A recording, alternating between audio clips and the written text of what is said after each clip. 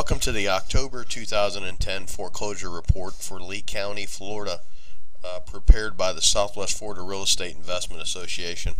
What we do every month is we take the list pendants and the certificates of title and download them directly from public records, which is at leeclerk.org. And for the list pendants, we call out any HOA actions, any lien enforcements, quiet titles, and partition suits. Mortgage-related list pendants for October, we had 656. The previous month, our database shows 953. Year before was 1628. We had 1,156 certificates of title. So for every list pendants we filed, we almost conveyed 2 more. Here's a chart of the certificates of title, the deeds being transferred via foreclosure. You have a pretty clear trend here. I mean, it's definitely it's a lagging indicator of the list pendants, but it's definitely growing still. Total list pendants called the mortgage foreclosures. Pretty clear trend. You've got a pretty significant drop, which the RoboDoc scandal has a lot to do with that. But when you look at our trend here, you have the left side of the bell, then you have the right side of the bell. Pretty typical in Florida, at least this market. Our left side of the bell is sharp and quick. Right side of the bell is a little more elongated, and that has to do with pricing, sales counts, all that. Here's a list pendants, a shorter view when I go back just to 08. You've got the spike and then a slow climb down where we form the right side of the bell and then start bouncing in a valley. Here's both trends on the same chart. You have the list pendants trending down. You have certificates of title trending up.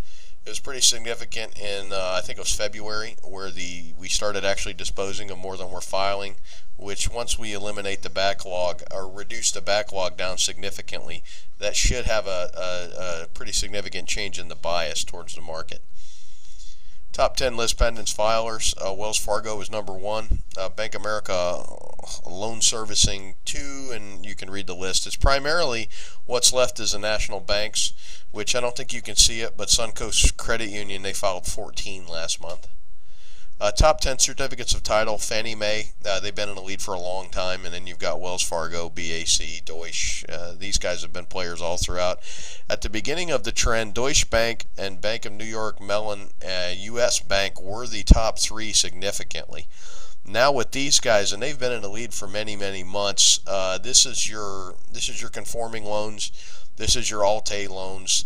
Within the trend, you've got that second wave of foreclosures that everybody talks about already leaving our courthouse right here. Everybody, at least the bias is locally within the market, is that we're going to have this huge second wave. And within the trend, we've had a first, second, and third wave already. So just give you a little insight into who's who. What was interesting, the RoboDoc scandal really started gaining momentum second week of the month. First half of the month, we had 439 mortgage-related list pendants and 774 certificates of title. The second half, we had 217 and then 382. So very much the second half of the month, the filings dropped off and a lot of sales got canceled. As a second, again, we just covered the top note. The real question is whether the trend is abating due to the natural ending of this trend or the RoboDoc scandal. I honestly say yes to both. And it really, when you look at the charts, we're very clearly into the right side of the bell. My database shows 71,000 and like 23 mortgage-related list pendants showed or filed since January of 06.